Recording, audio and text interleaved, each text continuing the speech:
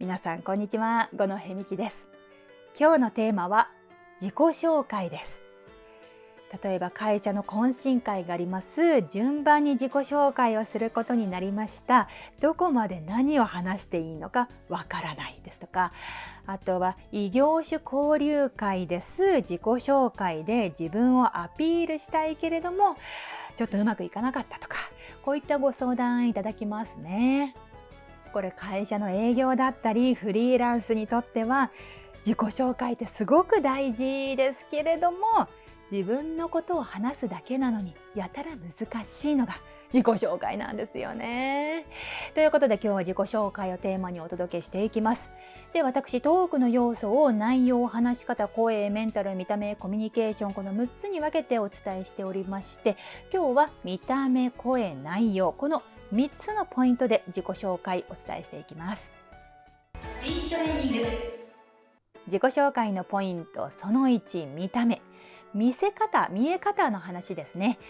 これ自己紹介をするときは立ち位置結構大事ですね。もし参加者が20人いるとします。20人全員が見える位置に立ちたいんですね。テーブルがいくつかあったとしたら立ち上がってちょっと後ろに下がると、それだけで全員見える立ち位置になりますので、これ目線に入らない、自分から見て目線に入らないっていう方がいたらですね、あなたには自己紹介してませんっていう感じになってしまうので、まず立ち位置気にするというのがおすすめです。続いて自己紹介のポイントその2、声。これ懇親会とか異業種交流会ってワイワイしているから聞き取りづらいということ多いですね。で、自己紹介って自分のことを話すので恥ずかしいので声が小さくなるということもよくあります。で、私そうですね、交流会とか懇親会はいろいろ仕事柄参加してきたんですけれども、自己紹介が聞き取れないという方は結構多いなって感じております。これ無駄に大きい声を出す必要はないんですけれども、例えば20人いるとして自分から見て一番遠い人に話しかける、この意識にするのがおすすめですね。なので普通に話している時よりも気持ち大きい声になると思います。もしマイクがあったとしたらマイク頼ればいいんですけれども、地声だとして会場に何人も人がいるんだとしたら一番奥の方、後ろの方を見てあなたに話しかけてますよという意識を持てると気持ち大きい声というのが出ると思います。スピーチトレーニング。自己紹介のポイントその3、内容。何を話すかですね。おすすめの構成はこちらです。名前、仕事、参加のきっかけ、プライベート以上と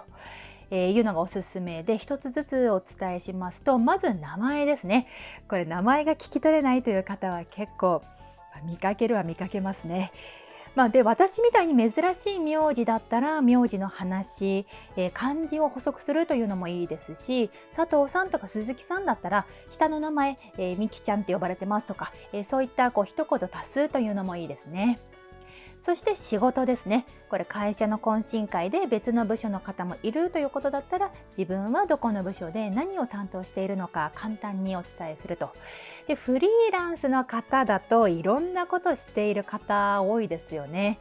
自己紹介のポイントはですね、全部伝えようとしないというのもポイントで、一番伝えたい仕事、一番印象づけたいことに絞って話すというのがおすすめですね。情報が多いとですね、逆に印象に残らなくなってしまいますので、絞ると。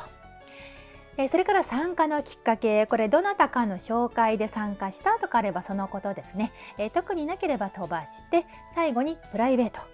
会社員の方だと普段プライベートな話をするということがあんまりないかもしれないので、プライベートの話、子供が何歳だとか趣味は何かとか、一つでいいので、足しておくとその後の話盛り上がるということありますね。で、フリーランスの方は仕事の話と参加のきっかけで結構十分長いかもしれないので、プライベートの話は、そこまでの話が長かったらプライベートの話はカットでもいいかなと思います。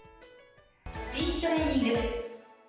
はい、五戸美希のスピーチトレーニングメルマガ配信しております。メルマガ限定のラジオを毎週配信しておりますので、ぜひご登録ください。